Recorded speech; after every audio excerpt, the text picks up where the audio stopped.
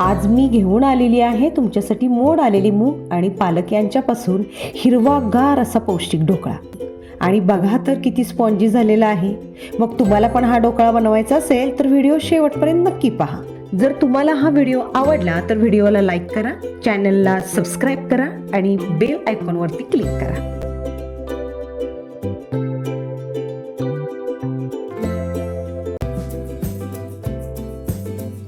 नमस्कार, मी शैलजाच किचनमध्ये आपणा सर्वांचं हार्दिक स्वागत. आज मी मूग पालक ढोकळा केलेला आहे आणि तो खूप पौष्टिक आहे सर्वांच्यासाठी. कारण मोड आलेले मूग याच्यामध्ये पण जीवनसत्व असतं आणि पालकामध्ये पण लोह भरपूर असल्यामुळे हिमोग्लोबिन वाढीसाठी खूप उपयुक्त आहे. चला आता आपण साहित्य पाहूया. इथे 2 वाटी मी मोड आलेले मूग घेतलेले आहेत, 1 वाटी रवा घेतलेला आहे, अर्धी वाटी मी आंबट दही घेतलेले आहे की रात्री जास्त मुरवण टाकून मी ते आंबट दही तयार करून घेतलेले आहे. पालक जे आहे ते अर्धी जुडी घेतलेली आहे, कोथिंबीर, मिरची, 1 इंच आल्याचा तुकडा, 1 इनो, 2 चमचे साखर, 3 चमचे मी लिंबाचा रस घेतलेला आहे. याच्यामध्ये मी निंबू सत्व वापरत नाही आहे, तर घरच्या घरी लिंबू पिळून मी त्याचा रस घेतलेला आहे आणि 1 चमचावरती मीठ घेतलेलं आहे.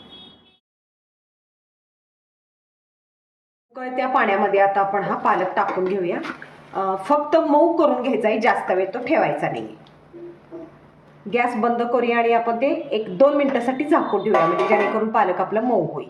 आपण 2 मिनिट ह्या पालक गरम पाण्यामध्ये झाकून ठेवला होता तो आता आपण याच्यामध्ये प्लेटमध्ये काढून घेऊया. आपण 2 वाटी मोड आलेले मूग घेऊया मिक्सरच्या भांड्यामध्ये. त्याच्यामध्ये आपण जो उकळत्या पाण्यातनं काढलेला होता तो पालक घेऊया. त्याच्यानंतर आपण 2 मिरच्या घालून घेऊया, 1 इंच आलं आहे आणि आपण जी कोथिंबीर चिरून निवडून घेतलेली होती ती घेऊया. हे सर्व आता आपण प्रथम बारीक करून घेऊ. मिक्सरला आपण बारीक करून घेतलेले. आता याच्यामध्ये आपण अर्धी वाटी दही टाकूया. यामध्ये 1 चमचा मीठ टाकून घेऊया, कारण याच्यामध्ये आपण परत रवा पण ॲड करणार आहोत. त्याच्यानंतर ह्या जे 2 चमचे फक्त साखर घ्यायची ती पण आपण याच्यात टाकून घेऊया, कारण नंतर फोडणीमध्ये पण आपण साखर घालणार आहोत. त्याचबरोबर 3 चमचे आपण लिंबाचा रस काढून घेतलेला होता, तो पण आपण याच्यामध्ये टाकून घेऊया आणि हे पुन्हा एकदा सगळं बारीक करून घेऊया. आलेले मूग आणि पालक एकदम बारीक मिक्सरमध्ये वाटून घेतलेले आहेत. आता त्याच्यामध्ये आपण 1 वाटी बारीक जो 0 नंबरचा रवा असतो तो टाकून घेऊया आणि हा पूर्ण हलवूया. आणि हे सगळं हलवल्यानंतर एक अर्धा तास किंवा निदान कमीत कमी 15 मिनिटे तरी तो झाकून ठेवूया, म्हणजे जेणेकरून त्याच्यामध्ये तो मुरेल. आता हे आपण 15 मिनिट तरी झाकून ठेवूया.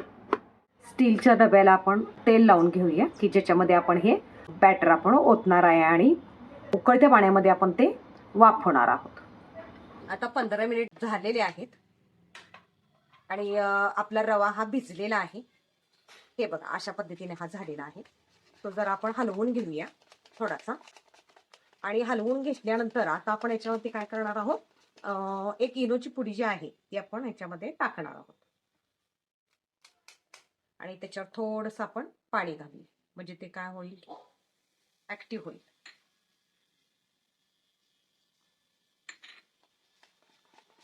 आणि चांगलं असं गोल आपण हलवून घेऊ.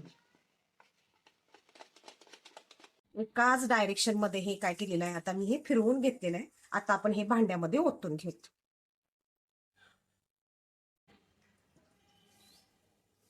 हे अशा पद्धतीने आपण त्याच्यामध्ये घालून घेतलेलं आहे. आणि आता हे आपण उकळत्या पाण्यामध्ये ठेवू. आता आपण हे उकळत्या पाण्यामध्ये हे भांड थोडंसं टाकून घेऊया. हे उकळत्या पाण्यामध्ये आपण हे आता ठेवू.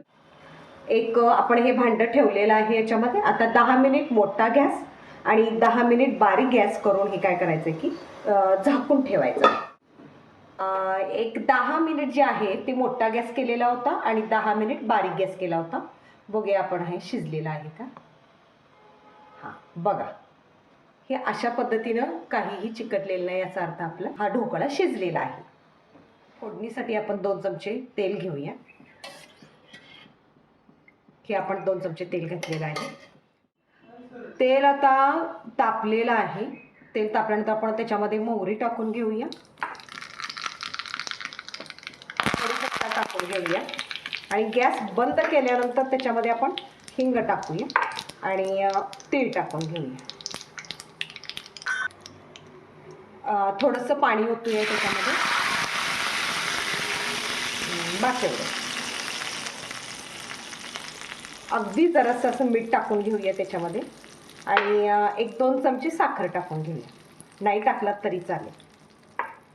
ढोकळा आता हा गार झालेला आहे. आपण तो जरा कडा सोडवून घेऊया आणि तो निघतोय का पाहूया.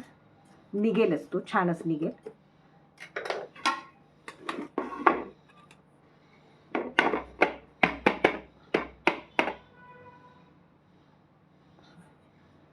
अशा रीतीने हा ढोकळा काय झालेला आहे की निघालेला आहे. छान फुललेला आहे हा. पहा किती छान फुलला आहे आपला मूग पालक ढोकळा. आता आपण मूग ढोकळा कट करून घेऊया. छान झालेला आहे पहा.